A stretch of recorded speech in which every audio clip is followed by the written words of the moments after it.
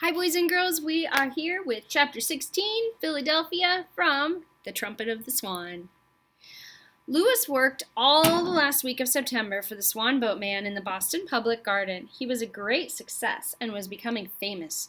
On Saturday, the boatman paid him $100 in cash, which Lewis placed carefully in his money bag. The boatman, after paying the first night's bill at the Ritz-Carlton Hotel, decided to let Lewis sleep on the lake instead of in the hotel, and this suited Lewis better. He slept with the ducks and the geese on the lake, floating gracefully on the surface of the water, his head tucked under his wing. Lewis took good care of his trumpet. He kept it polished, and once a week he cleaned the spit out of it. He learned new songs whenever he could by listening to people's radios and by attending concerts. He was very good at remembering music he had heard. He was really a natural-born musician, or in his case, a natural-hatched musician. One song he liked was Beautiful Dreamer, Wake Unto Me. Whenever he played it, he thought of Serena, and always when he finished it, the passengers on the Swan boat clapped loudly and cheered. Lewis liked applause. It made him feel light-hearted and happy. Sometimes at the end of the afternoon, Lewis played Now the Day is Over. He made it sound sweet and sad. One afternoon when he was leading the last trip of the day, he played the Cradle Song by Brahms. The passengers sang the words, Lullaby and good night, with roses be delight. A boy in the front seat of the boat pulled an air rifle from under his jacket and began shooting BB shots at Lewis's trumpet. Whenever a shot hit the horn, it made a pinging sound. So the cradle song sounded something like this. Lullaby, ping, and good night, ping. With roses be delight, ping. The children on the boat roared with laughter when they heard this, but the grown-up passengers were angry. One of them seized the boy's rifle. Another went home that night and wrote a letter to the Boston Globe urging a stronger gun control law. On some afternoons at the end of the day, people gathered on the shores of the lake to listen while Lewis played taps. It was a beautiful scene, a memorable hour. The Swan boat had never enjoyed such popularity or made such a lot of money for the owner, but Lewis knew that the boats would not run all winter. In a few days, the boats would be hauled out for the season to wait quietly for the arrival of spring. One day, when Lewis was waiting for the boat to take its passengers aboard, a Western Union messenger boy appeared on a bicycle. I have a telegram for a Swan, he said. The boatman seemed surprised, but he took the telegram and handed it to Lewis, who opened it promptly. It was from a man in Philadelphia. The message said, Can offer you $500 a week for nightclub spot. 10-week engagement. Please reply. Signed Abe, Lucky Lucas, Hotel Nemo. Lewis did some quick figuring. $500 a week for 10 weeks? That was $5,000. $5,000 would easily pay his father's debt to the music store. He took his slate and wrote, Offer accepted. Arrive tomorrow. Meet me at Bird Lake in the zoo. Splashdown will be at 4:52 p.m. Hope this will be a convenient time for you. Lewis showed the message to the Western Union boy, who copied it on a telegraph blank. Send it collect, wrote Lewis. The messenger nodded and rode away. Lewis stepped back under the water. The boat's lines were cast off, and Lewis led the way. He knew it was his last appearance with the Swan boat, and he felt a little sad. It was a warm, quiet Sunday afternoon, the last Sunday in September. Lewis played all his favorite tunes, Lazy River, Beautiful Dreamer, Oh, Ever in the Greening Spring, Now the Day is Over, and then, as the boat neared the dock, he raised his trumpet and blew taps. The last note echoed from the walls of the Ritz and lingered over the public garden. It was a sad farewell. For the people of Boston, it meant the end of summer. For the boatman, it meant the end of the best week of business he had ever had. For Lewis, it meant the end of another chapter in his adventurous life out in the big world, trying to earn enough money to get his father and himself out of trouble. Lewis slept peacefully that night, being very careful that his money bag was safe. Next day, he flew to Philadelphia to keep his appointment with Mr. Lucas, the man who had sent the telegram. Lewis had no trouble finding Philadelphia. Almost anybody can find Philadelphia who tries.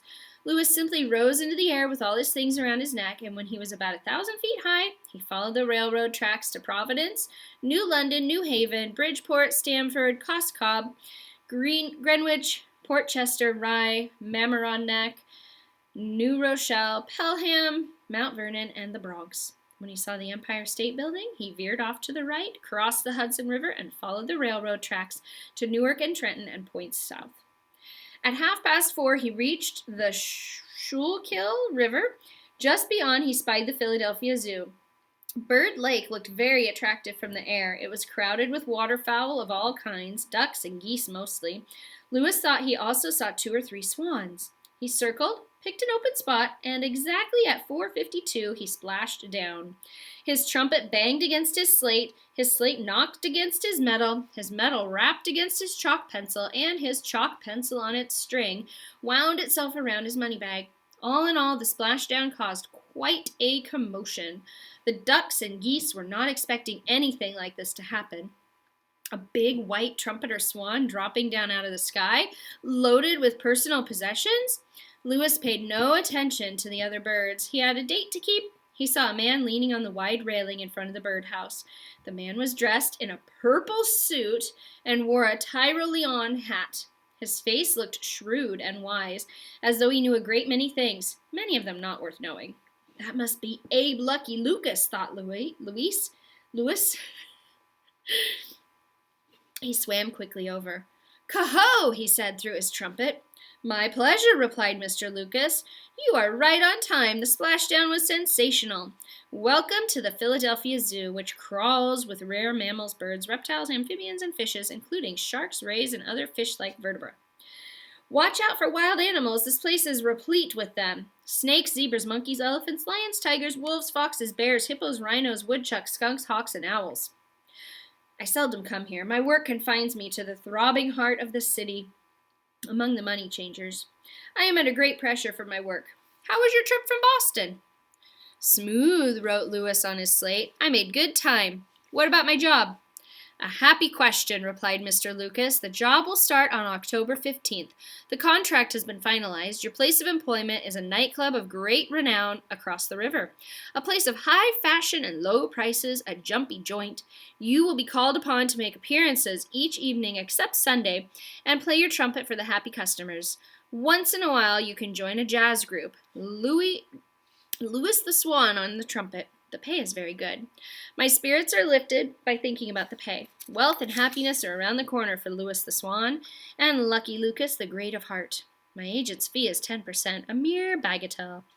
"How do I get to the nightclub?" asked Lewis, who only understood about half of what Mr. Lucas was saying. "In a taxicab," replied Mr. Lucas. "Be at the north entrance of the zoo, Girard Avenue and 34th Street, at 9 o'clock on the evening of October 15th. A night that will live in memory. A cab will await your pleasure and will transport you to the club. The driver is a friend of mine. He, too, is under pressure from his work." "Who's going to pay for the cab?" asked Lewis on his slate. "I am," replied Mr. Lucas. "Lucky Lucas, the generous of heart, pays for the cab for Louis the Swan. And by the way, I see that you are wearing money bag, and that it is plump with moolah. I suggest, from the kindness of my great heart, that you turn this money bag over to me for safekeeping during your stay in Philadelphia, a place of many thieves and pickpockets." "No, thank you," wrote Lewis. "We'll keep money bag myself." "Very well," said Mr. Lucas. "And now there is one other small matter I must bring to your attention. Most of the birds that swim on this luxury lagoon have undergone surgery. Candor compels me to tell you that the tip of one wing is usually removed by the management, a painless operation, popular with zoos the world over. Pinioned is the word for it, I believe. It detains the water bird and prevents him from leaving the narrow confines of this public park and rising into the air, because when one wing is shorter than the other, the balance of the bird is upset. His attempt to take off should be crowned with failure. In short, he can't fly.